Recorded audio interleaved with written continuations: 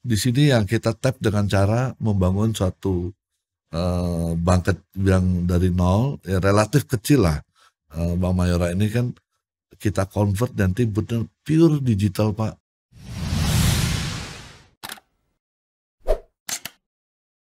Nah Pak, ini tadi Pak Royke menyinggung mengenai bank digital ya. Kan saya tahu Pak BNI, Pak Royke juga baru merampungkan akuisisi Bank Mayora yang akan dirubah menjadi bank digital ya Pak ya. Nah ini dampaknya terhadap BNI bagaimana Pak ya? Kenapa kok mesti harus ada akuisisi bank, kok tidak dari BNI saja Pak ya? Kan bank-bank lain juga ada begitu Pak ya, mendirikan satu bank tapi khusus untuk digital. Saya juga bingung kenapa kok nggak dijadiin satu gitu ya. Memang, makasih Pak, ini memang perlu juga kita ceritain Pak. Iya Pak. Jadi kalau bank yang sekarang existing Pak, ada segmen tertentu Pak, kita harus kejar dengan operating cost yang rendah dan bunga relatif kompetitif. Supaya mengoffset resikonya. Ya Pak. Jadi kalau pakai dengan sistem yang sekarang, costnya nggak mahal. Tapi kalau dengan teknologi yang baru, itu satu transaksi itu costnya bisa jauh lebih rendah Pak. Kalau kita pakai core banking kita yang sekarang terlalu mahal untuk penetrasi untuk segmen yang kecil-kecil itu Pak. Iya kan? Dan itu kalau pakai banyak orang nggak efisien Pak. Mahal. Teknologi base ya Pak ya. Teknologi base Pak. Jadi yang di sini nggak mungkin kita kejar. Di sini yang kita tap dengan cara membangun suatu bank yang dari nol, ya relatif kecil lah. Bank Mayora ini kan kita convert nanti benar pure digital Pak, tapi untuk SME. Nah SME ini kan small medium enterprise ya Pak. Medium enterprise ini kan banyak faktor Pak. Volatility-nya tinggi. Resikonya juga relatif tinggi karena mereka tidak terregister banyak. Kalau Bapak kalau di pasar, kios-kios di pasar itu tidak terregister atau warung-warung tidak terregister. Nah itu harus pakai digital supaya operating cost kita rendah, kita bisa trade off dengan risiko yang ada. Kalau pakai ini bunganya jadi ketinggian, kemahalan. Kalau dengan ini bunganya reasonable, risikonya juga bisa dimitigasi. Jadi itu yang akan menjadi driver kita untuk. Jadi kita mungkin nanti bank digital. Kalau sekarang banyak bank digital kalau Bapak lihat masuknya ke consumer, ke tabungan, ke kredit consumer, beli mobil, beli motor atau mortgage atau apa. Kalau kita nanti ini akan fokus nanti ke SME Pak. Karena potensi SME ini luar biasa Pak. Jadi kalau dari Bapak berbeda ya Pak? Berbeda. Karena bank-bank yang digital sekarang kan banyak yang bakar uang Pak. Bakar uang. Kalau saya enggak, fundamentalnya harus kuat Pak. Kita dari awal memang teknologi. Jadi kita undang juga partner teknologi Pak. Jadi kita ambil Mayora kita tetap ajak karena punya ekosistem. Dan Mayora mau untuk jadi partner kita. Kita mayoritas dan kita undang juga teknologi partner Pak. Nah teknologi partner itu adalah si Limited atau kita kenal Shopee. Karena Shopee ini perusahaan e-commerce tapi lebih menonjol teknologinya Pak. Dan sudah punya database yang luar biasa. Luar biasa. Nah dia yang akan bantu kita di teknologi karena teknologi ini sebagai investor juga Pak. Sebagai partner nanti dia sebagai dia akan masuk sebagai pemegang saham. Nanti dalam proses kita untuk ini. Dan dia perusahaan publik. Base-nya di Singapura memang, tapi kita undang untuk masuk di kita untuk sebagai pemegang. Dan itu sudah di IPO kan atau masih belum? Belum Pak. Jadi belum. Nanti pasti kita butuh tambahan modal. Nanti kita akan masuk ke market. Dan untuk sementara saya belum makanya Pak, kami bukan untuk jualan cerita, Ya. tapi kami ingin bikin fundamentalnya kuat. Begitu fundamental kuat, itu akan masuk ke market, ke IPO kan juga orang nggak lihat kita bakar uang Pak. Yes. Ya kan, benar-benar yang kita bangun ada bisnis model yang tepat untuk, karena beragam diuntungkan. Sekarang pemerintah mensyaratkan sekarang UKM untuk terregister yang baru-baru ini kan. Pemerintah minta untuk diregister, jadi itu juga membantu untuk percepatan itu. Jadi nanti untuk loan segala juga lebih cepat ya? Lebih cepat karena Pak. Bapak punya database ya? Database, ya kita main nanti main data Pak. Dari situ dan mereka juga minta tambahan kredit, itu nggak perlu apply, ini cukup dengan di handphone Pak, mereka bisa apply, dan size-nya kan nggak besar-besar Pak. Dari benar-benar pure untuk UMKM. Jadi mereka bisa apply, approval lewat situ,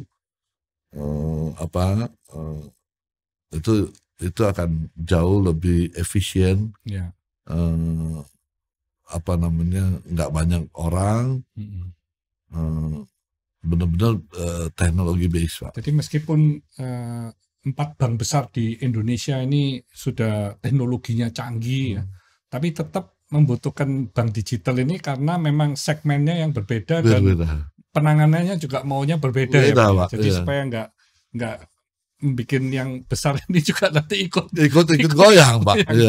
Jadi benar-benar kita. Jadi yang kecil ini nanti lincah ya Pak. Lebih lincah Pak. Iya. Lebih lincah. Jadi tapi tetap anak perusahaannya tetap, BNI ya Pak. Dan kita kontrol, dan mereka juga bisa pakai fasilitasnya BNI. Diuntungkannya mereka itu Pak. Iya kan? Jadi yang bank kecil ini nggak perlu invest ATM, nggak perlu invest cabang.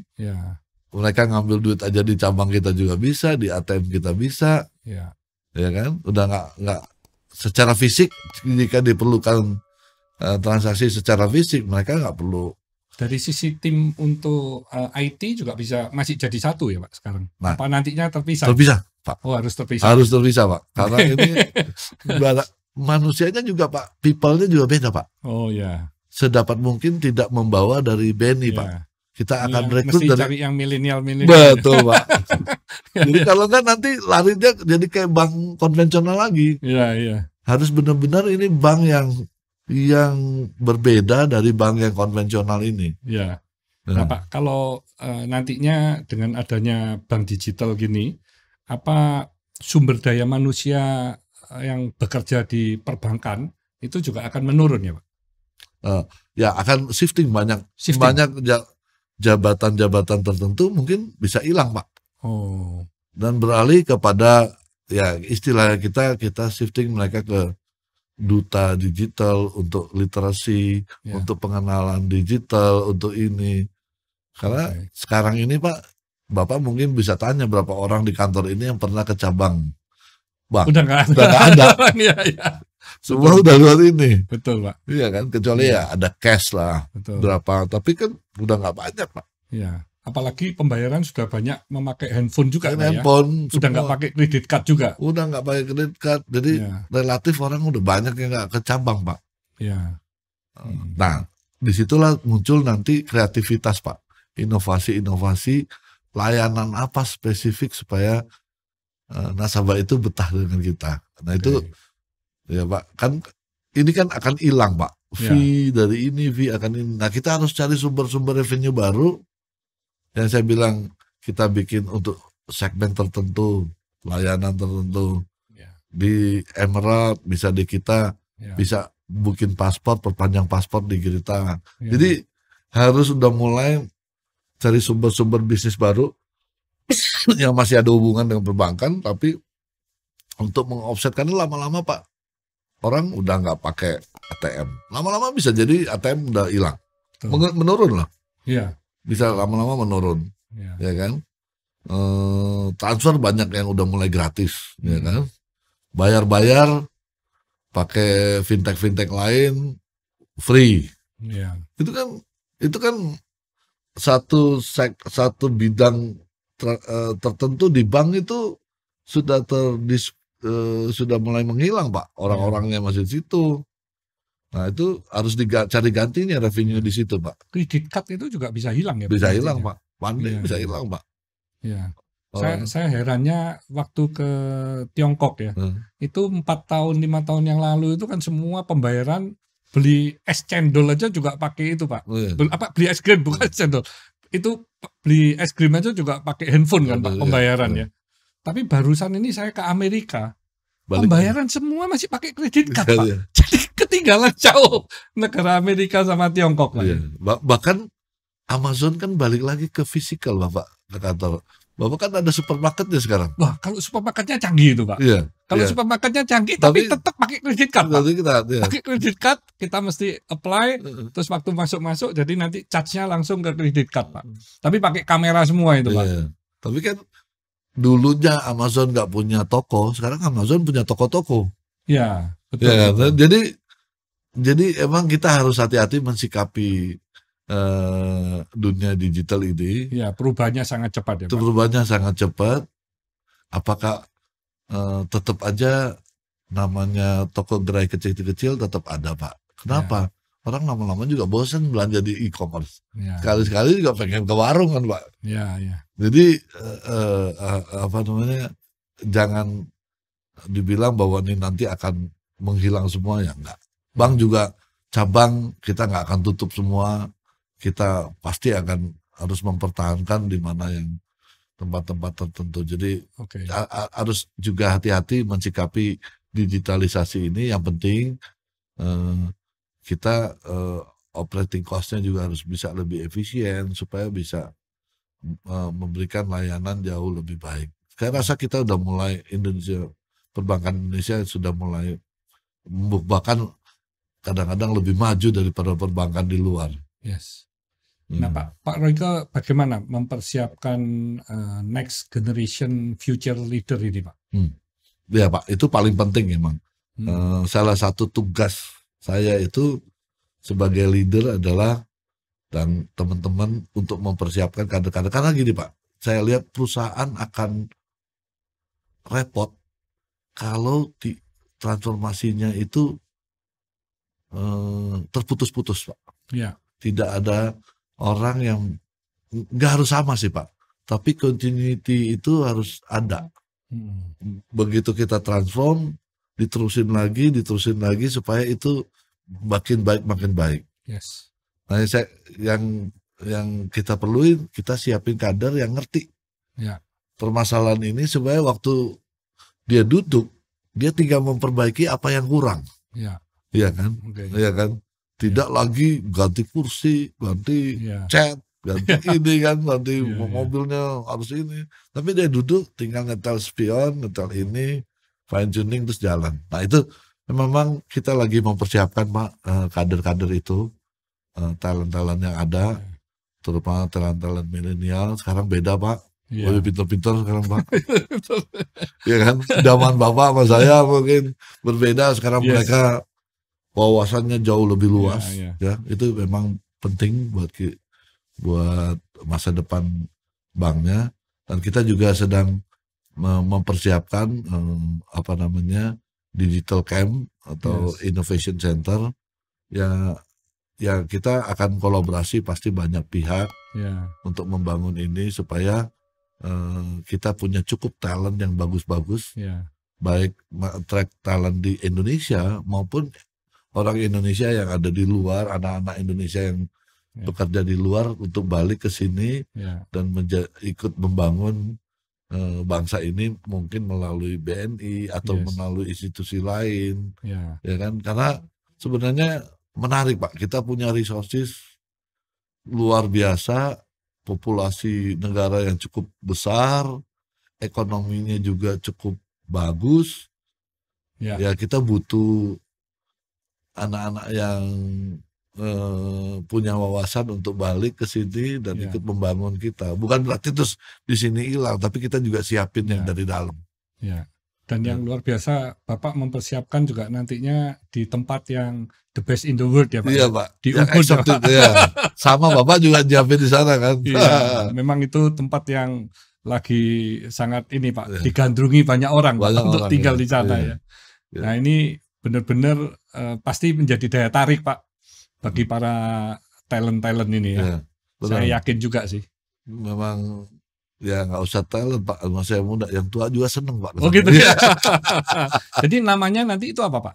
BNI? Saya belum. Nah, pengen ya kurang lebih BNI Innovation dan Digital Center lah. Oh, BNI Innovation Digital Center. Tergantung nanti kita kalau punya partner atau apa ya. Apalagi ya di Indonesia ini kan nggak ada Apple Store yang official Pak. Yes. Apa kalau dia buka saya bilang kalau buka di Ubud itu akan jadi menarik sekali kan Pak. Iya. Ubud itu kan sangat menarik Pak untuk banyak sekali perusahaan asing juga punya bekerja mulai base-nya di Ubud Pak. Iya. Mereka nggak perlu punya kantor lagi di negaranya, operatingnya mulai dari Ubud gitu. Iya. Suasananya memang nyaman. Dan sekarang banyak sekali resto-resto yang enak-enak semua di sana.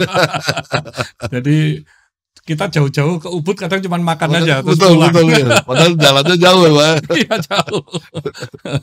Nah ini kalau dari sisi value atau prinsip hidup dari Pak Royke ini apa ya Pak yang bisa diterapkan dan di-share bagi kaum muda zaman sekarang nih Pak? Saya rasa tadi saya bilang Pak, saya selagi jadi profesional harus benar-benar memberikan menunjukkan profesionalismenya dan integriti Pak, karena itu paling penting supaya kita tuh benar-benar bisa langgeng, bisa lebih panjang dan terus belajar Pak. Ya kalau kita udah berhenti belajar, ya kan belajar bisa macam-macam. Ya. Dan saya selalu bilang sama teman-teman, selain belajar, nambah kawan yang banyak-banyak mungkin. Yes. Karena itu penting. Kadang-kadang yang bantu kita dalam kesulitan tuh kawan. Ya. Jadi kalau kita punya kawan sebanyak-banyak mungkin, selain one day mungkin bisa jadi partner, bisa menjadi membantu kita di dalam masa kesulitan atau itu kita nggak pernah tahu Pak. Betul. Tidak pernah tahu dan semakin banyak kawan kayak saya sama Pak Hermanto, saya banyak belajar, banyak inspirasi, buat saya juga nambah wawasan Pak. Ya kan Pak. Terima kasih, luar biasa. Nambah wawasan positif, memberikan aura yang positif, sehingga saya bisa ngobrol juga sama orang. Bagaimana Pak Hermanto bisa bangun grup ini terus berkembang, nggak stay. Kalau Bapak mau terima sudah dari Bapak, diem aja juga cukup. Tapi kan Bapak nggak bisa begitu, harus memberikan nilai tambah terus pada perusahaan ini. Jadi itu juga memberikan suatu banyak buat kita, buat teman-teman. Kadang-kadang saya juga challenge teman-teman. Kita tuh kalau ke klien tuh mungkin ngomong bisnis bisa cuma 10%. The rest kita 90% ngomong macam-macam nggak Pak? Kalau kita nggak ngomong macam-macam apa nggak bosen kita? Kalau cuma Pak deposito dong Pak atau kredit Pak, that's it Pak. Yang kita perlu, Bapak ngerti industri, saya ngerti perbankan, kita bisa ketemu share. Itu suatu yang sangat terbantu kan kita dalam komunikasi. Nah itu yang saya bilang, perbanyak kawan itu biar bisa kita tahu yang kayak Bapak bilang, kita bisa jadi risk management juga. Yang ini nggak perlu jadi partner, jadi teman aja. Iya kan Pak? Yang ini jadi teman aja, ini bisa berpartner.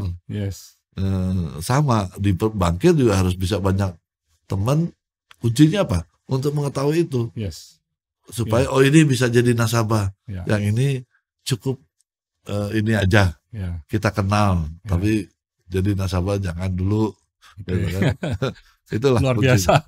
Ini saya jelasin ke sobat sukses nih Pak ya. Wah ini sobat sukses mesti nyimak ya. ini Pak Royke ini banyak sekali memberi hal-hal yang sangat positif. Bagaimana sobat sukses untuk bisa menjadi entrepreneur yang sukses itu pertama mesti harus mempunyai integritas ya. Menjaga reputation itu very important.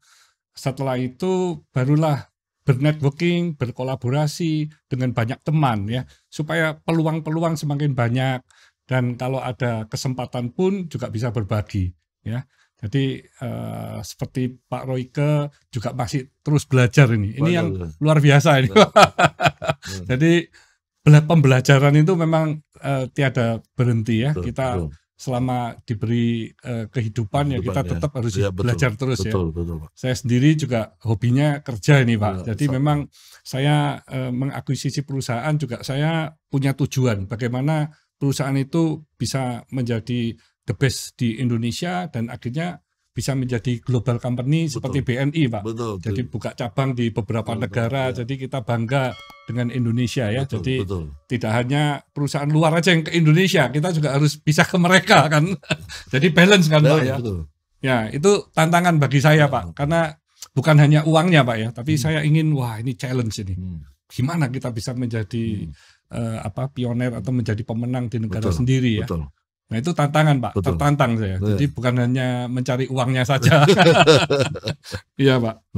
Nah kalau dari sisi jenis usaha ini Pak ya, di masa-masa setelah pandemi ini, Pak Royke bisa kasih mungkin masukan ke sobat sukses juga ya. Apa ya Pak usaha-usaha yang prospek di masa setelah pandemi ya Pak? Ya. Sebenarnya kadang-kadang saya selalu bilang teman-teman ya, sebenarnya usaha apa aja asal ditekunin dengan baik itu nggak ada yang, ya memang ada yang dalam situasi seperti sekarang misalnya office building mungkin orang mulai nggak terlalu ini karena banyak bisa bekerja secara online. Tapi di satu sisi ada juga orang tetap membutuhkan kantor yang baik, representatif, yang bagus, yang dia bisa bekerja dan tetap butuh Pak. Jadi saya selalu bilang, saya nggak bisa bilang, wah kita harus masuk ke sektor ini, enggak. Karena supaya harus balance Pak. Disesuaikan dengan passion masing-masing ya Pak. Ya kadang-kadang kan yang bikin jelek industrinya siapa Pak? Ya kita sendiri Pak. Ya kan. Industri tekstil bilang jelek apa enggak? Enggak. Menurut saya kita butuh baju kok Pak. Betul. Iya kan Pak. Industri, yang maju banyak juga kan ya. Industri pariwisata lagi kemarin kayak gini. Kita sekarang juga butuh. Betul. Begitu kita bosan di rumah kita pengen keluar. Pengen nginep di tempat di mana gitu. Jadi sebenarnya asal dikelola dengan benar, dengan profesional, ya tentunya masing-masing ada plus minus ya. Mungkin ada yang marginnya bagus, ada yang enggak. Tapi secara menurut saya contoh aja saya cerita yang villa, orang semua sepi, tapi kalau kita bisa masuk dengan niche market dengan rapi, bersih, ada aja yang sewa Pak. Padahal pandemi ya Pandemi Pak. Jadi saya bilang nggak ada Pak. Tapi memang di segmen sektor-sektor tertentu kita juga punya guidance kayak masuk di sektor farmasi dan turunan, karena itu saya lihat nggak banyak yang masuk di situ, padahal kita masih short, kita jarum suntik aja masih impor, kapsul aja masih impor, ya kan, dan banyak obat-obatan kita masih impor, padahal pada saat situasi industri hulu Pak ya, kurang ya Pak ya, kurang. Itu kan banyaknya sekali kita yang masih kurang. Terus di industri pertanian, tapi di sisi added value kita banyak yang belum masuk. Kita kirim jagung aja, tapi jagung dibikin apa belum banyak. Benih-benihnya aja masih sebagian import ya kan. Jadi sebenarnya kita punya banyak potensi yang belum digarap secara optimal. Setuju, Pak. Mungkin ya karena faktornya belum ada suatu tempat yang terintegrasi mereka untuk supaya lebih efisien. Memang kadang-kadang kita bicara juga sama regulator atau pemerintah supaya ya memang harus idealnya orang itu efisien. Kalau dia di situ jagung, semua industri yang ada related itu ada di satu tempat. Supaya lebih efisien, Pak. Untuk melawan kompetitor itu kan. Ya, kalau kawasan industri juga dibangun memang siap untuk ekspor, untuk distribusinya. Nah, itu ya memang sekarang kan banyak infrastruktur dibangun sendiri oleh swasta. Padahal kan harusnya kalau bisa disupport pemerintah itu jauh lebih. Kita tinggal mau fokus kepada kualitas sama ekspansi. Nggak perlu lagi memikirin infrastruktur ininya. Ya, tapi perbaikan demi perbaikan sekarang saya rasa pemerintah mulai maju. Ya, sehingga jadi kalau dibilang sektor ya kita Indonesia sangat luas banget, Pak. Kita punya komoditi sangat kaya tambang raya, ya kan, pertanian, kelautan belum dibahas, Pak. Even hutan industri aja, Pak. Kayu kita tuh di sini 5 tahun udah segini. Di negara lain butuh 40 tahun untuk jadi segini. Karena musimnya. Harusnya kan itu keunggulan kita, Pak. Betul. Ya, cuman ya tata niaganya belum rapi, ya kan, sehingga orang masih takut untuk bermain di kayu HTI. Jadi saya bilang tekstil itu, kita tekstil juga punya orang-orang kita, Pak, sangat telaten untuk bikin sepatu, untuk alas kaki, untuk ini. Ya lagi-lagi mungkin kita harus bantu supaya mereka lebih efisien, lebih ini lagi, supaya lebih kompetitif, Pak. Dari usia juga, usia produktif, Pak, di Indonesia. 70% ya, Pak? Iya, 70%. Ini semuanya positif. Semua positif, Pak. Jadi Bapak sendiri kan lihat excited untuk lihat apa yang bisa kita bikin. Banyak yang Bapak lihat dari yang terpuruk, Bapak bisa turn around. Betul. Untuk jadi bagus. Itu suatu peluangnya ada di mana-mana. Peluang ada di mana-mana, ya kan, Pak? Kita negara masih luas. Betul. Masih membangun. Setuju. Ya kan? Infrastruktur masih butuh banyak. Perumahan masih butuh banyak, gitu, Pak. Jadi semuanya potensinya luar biasa, Pak. Tinggal kita aja, Pak, bekerja dengan Pak. baik. Jadi kalau dibilang sektor, saya nggak mau menutup sektor manapun. Tapi kita di mana? Yang penting siapa yang jalanin perusahaan itu, Pak. Balik lagi ke situ kan, Pak. Dan dikerjakan dengan penuh integritas juga ya, Pak. Jadi semuanya hawa-hawa positifnya itu datang semua, gitu. Jangan jalannya tambah lama tambah kecil ya. Iya, Pak. Pak, kalau mengenai program CSR, apa, Pak, yang sudah dilakukan oleh BNI ya, Pak? Ya, BNI sekarang ngikutin kementerian, Pak. Jadi masalah lingkungan, pendidikan. Kalau pembiayaan juga ada, Pak? Kita punya, tapi dia hanya bergulir sekali aja, Pak. Harus dipakai untuk yang lain. Gitu. Kita bantu, Pak, dan pemerintah juga untuk kredit kecil kan pemerintah punya program namanya KUR. Yang bunganya yang kecil tuh KUR kecil itu bisa 3%, Pak. Wow. Ya, murah, sangat murah, Pak. Sangat murah. Sangat murah. Jadi, Pak, ada kolateralnya nggak itu, Pak? Itu nggak perlu kolateral, Pak. Tapi jumlahnya kecil. Terbatas, Pak. Terbatas.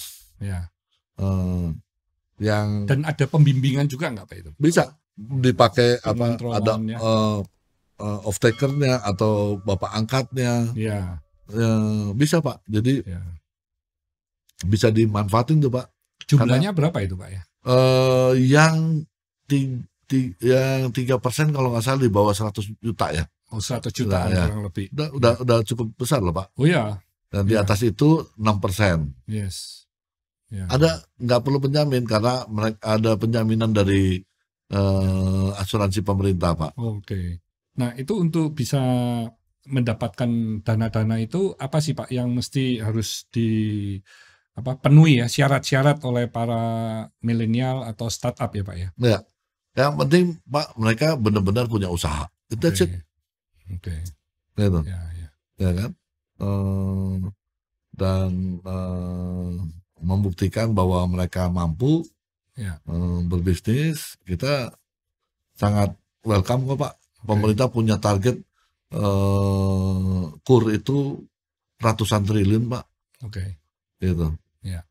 Jadi setiap tahun ratusan triliun Bapak bayangin kan. Iya. Ya, artinya opportunity mereka untuk berbisnis dengan bunga yang relatif rendah Ya. itu dimungkinkan. Ya. Ya kan? Ya. Ya, yang penting ya jangan dibeliin handphone, Iya. jangan dibeliin itu, Iya. benar-benar dipakai untuk usaha. Iya. Ya, ada risiko usaha, tapi kan bisa di cover dengan insurance segala macam. Oke. Nah, Pak Royke ini terima kasih nih waktunya nggak terasa sudah 1 jam lebih nih. Jadi keasikan ya. Pak, mungkin dari ini pengalaman Bapak, bagaimana Pak? Bapak membagi waktu antara Bapak punya kesibukan yang luar biasa ya, dan juga dengan keluarga, relasi atau para sahabat. Itu bagaimana Bapak membagi waktunya nih Pak? Ya tentu keluarga ya penting Pak. Yes. Ya saya harus sempatkan waktu dengan anak-anak dan keluarga. Yeah. Di weekend disempetin kalau bisa either makan malam atau makan siang bareng-bareng gitu, ketemu untuk ngobrol satu meja, itu juga penting Pak. Dan saya sempetin juga olahraga yang sifatnya rame-rame Pak, supaya bisa ngajak teman-teman. Ya either itu golf ya kan, atau sepedahan. Yang nggak bisa golf kita bisa sepedahan, at least sepedahan tuh banyak kan Pak. Ya kan, atau ngobrol-ngobrol sambil ngopi. Dan saya sempetin Pak tiap dalam kondisi-kondisi tertentu, kadang-kadang sambil waktu untuk cari waktu dalam seminggu sekali atau 2 kali bisa ngopi sambil ngobrol, dan itu biasanya membantu untuk menambah wawasan juga Pak. Kalau kita terkukung dengan kegiatan di kantor, tidak ada obrolan santai itu, kayaknya kita hilang dari market malah. Betul ya Pak? Jadi sekali-sekali ngopi-ngopi harusnya bisa ya sore atau malam sekedar untuk. Pak Royke 3 anak semua di Jakarta kan ya? Di Jakarta Pak. Oh ya, jadi masih enak sering kumpul ini. Masih bisa kumpul Pak. Masih bisa kumpul. Nah Pak Royke, Bapak bisa menjabarkan apa sih arti kesuksesan ya bagi Bapak? Buat saya Pak, sukses itu apabila saya bisa membangun kader itu, dan kadernya bisa sukses seperti apa yang kita bisa berikan, bahkan bisa lebih dari apa yang jadi saya. Jadi saya selalu punya target adalah membangun talent Pak, karena di dalam kesempatan apapun, di rapat direksi, di kantor, kita sempetin untuk bicarain talent Pak. Karena buat saya suatu kebanggaan kalau kader saya itu bisa berhasil dan bahkan bisa lebih dari saya. Itu suatu kebanggaan Pak buat kita. Berarti kita bisa nyiapin suatu suksesor yang berkualitas. Jadi kita saya selalu begitu Pak, mencoba untuk membangun talent sebanyak, dan saya tidak takut untuk memberikan kesempatan yang mudah untuk diberikan posisi tertentu, karena saya yakin kalau kita awasin dan kita jagain benar, mereka pasti akan bisa menjadi orang, even bisa lebih baik dari apa yang itu. Nah, itu sungguh sesuatu yang sangat mulia Pak ya. Jadi Bapak menjadi bahagia kalau melihat didikan-didikan dari Bapak itu menjadi sosok yang sukses ya. Betul, sangat luar biasa. Sangat, saya membanggakan lah Pak. Kadang-kadang saya cukup tertarik gitu untuk membangun. Iya. Apalagi kita diskusi seperti ini Pak, buat Iya. saya juga saya senang karena saya bisa bantu teman-teman untuk sharing at Iya. least apa yang pengalaman-pengalaman bisa saya tularkan ke Iya. teman-teman semua. Ya, ilmunya Bapak sungguh luar biasa dalam. Nah, Jadi enggak gitu. ini para sobat sukses kalau dengerin mesti 2-3 Oh, kali. iya. Ya, seperti saya baca buku Pak. Iya, iya. Saya baca buku kalau Kalau bagus saya baca baca lagi, beberapa kali juga. Ya. Nah, Iya, Pak, ini enggak ganggu waktu Bapak lagi Enggak. nih. Mungkin Bapak bisa ini Pak kasih saran kepada generasi milenial, generasi Z ya. Bagaimana sih untuk bisa menjadi entrepreneur yang sukses ya Pak? Nah, makasih. Ya, Pak. Untuk rekan-rekan milenials dan para sahabat suksesnya semuanya, saya rasa kunci seorang yang bisa jadi sukses tuh juga butuh kesabaran. Jangan greedy ya.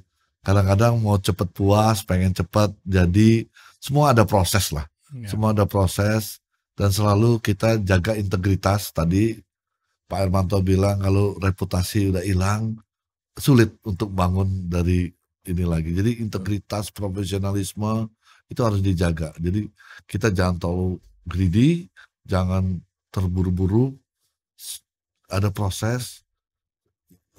Saya yakin semua sudah diatur jalannya dan jadi orang yang profesional, punya integritas dan selalu mau belajar. Itu paling penting dan satu lagi harus punya teman sebanyak-banyaknya. Oke. Ya. Itu mungkin tips dari saya Pak. Ya, terima kasih nih Pak ya, Pak. atas segala Terima masukan, kasih, saran dan juga kiat-kiatnya, sharing-sharingnya yang luar biasa. Terima kasih. Terima kasih Pak Hermanto. Royke ya. Itu demikian sobat sukses ya. Jadi dengarkan apa yang di-share oleh Pak Royke Tumilar ya. Karena Pak Royke ini apa ya, pengalaman jam terbangnya itu sudah demikian panjang ya. Terima kasih. Stay humble, stay positive, stay on fire.